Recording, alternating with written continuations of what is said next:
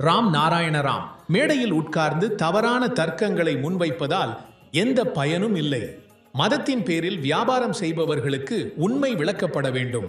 பாருங்கள், நான் லட்சக்கணக்கான சீடர்களுக்கு ராகு மற்றும் சனி தசையின் பயத்தை காட்டி அவர்களை அச்சுறுத்தலாம், ஆனால் அது சரியானது அல்ல என்று புரிய வைக்க வேண்டும்.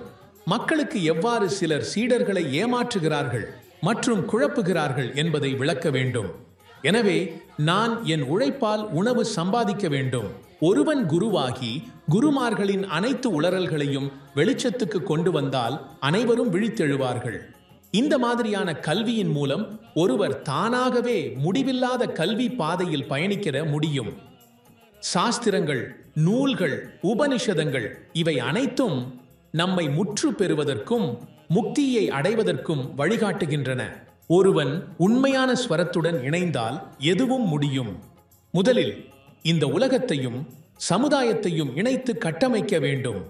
தங்கள் சொந்த அறிவால் அனைவரையும் சமமாக இணைக்கும்போது 7 ஸ்திரங்களும் ஒரே நேரத்தில் இசைக்கப்படும்.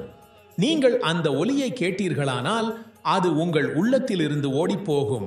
நதியின் மூலோதயம், மேகத்தின் முழக்கம், புயலின் சத்தம் இவை அனைத்தும் உங்கள் உள்ளத்தில் இருக்கின்றன.